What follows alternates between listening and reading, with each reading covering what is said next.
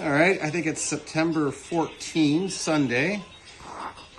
Rainy day out, which is actually the first rainy day we've had in a long time. So it was welcome for the forest fires and such. So we're all kind of glad to see that. But we're also kind of glad to see the 1927 Bugatti.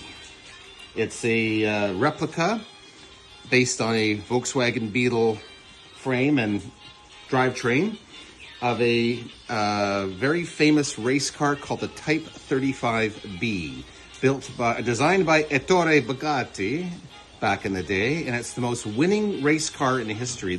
This car, not this particular one, but the one upon which it is based, won over 1,200 races in the 10 years that they were really active with these cars. So it was a very, very successful race car, made a lot of people a lot of money, and put Bugatti at the higher echelon of the in the racing world, particularly. Although they did build passenger cars and some very interesting coach designs that were just gorgeous, always involving a horseshoe-shaped radiator grille, as this one has.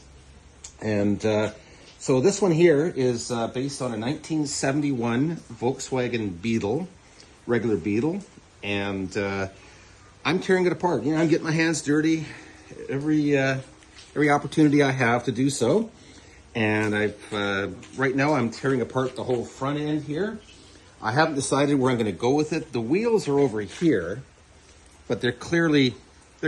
They're going to the dump. I mean, the rubber, of course, is really bad, but the rims themselves are not salvageable.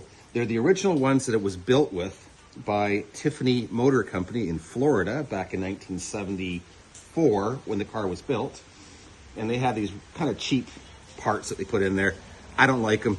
They can sit in the rain. They can rust. They're going to go to the garbage.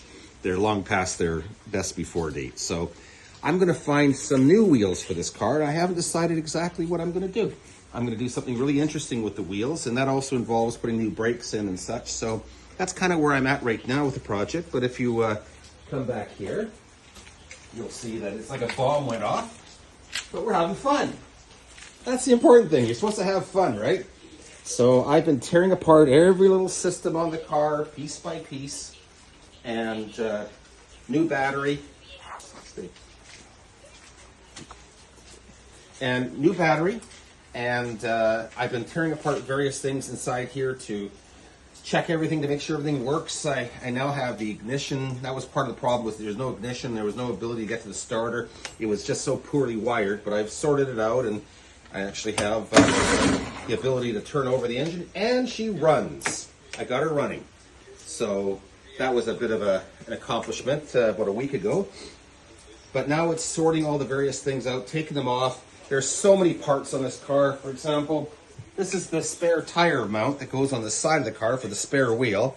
So I'm going to clean that up and repaint it.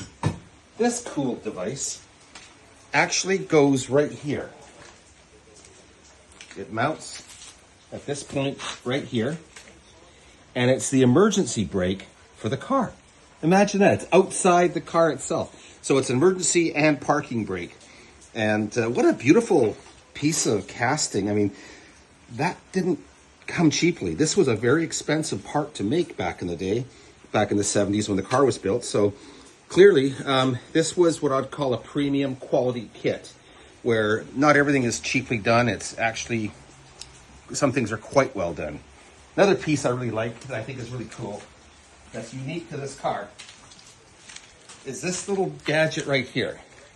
Now, it took me a while to figure it out. It looks like a radiator cap, because it looks like, you know, the engine has a radiator, but it is run by an air-cooled engine in the rear of the car, a Volkswagen engine, and therefore, this radiator cap has been converted to become the filler for the gas. So the gas in the car goes in here. Normally you would put water in there or coolant, but in this case you actually pour the gasoline, which then comes down a tube and goes into this tank here, which is roughly 30 liters. And I've got it about half filled right now. So kind of happy how that was designed. Really quality. Like they didn't chintz out on that. That's a heavy, solid piece. It unscrews. It's really well done. So I'm kind of impressed.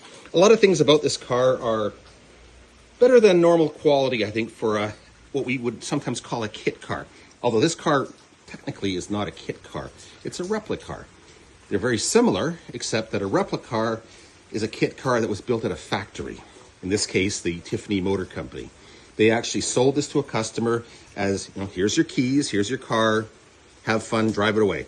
As opposed to a kit that you would take home and maybe with your son or daughter, you might put the car together as a project at home. That's really what kit cars kind of were designed to be.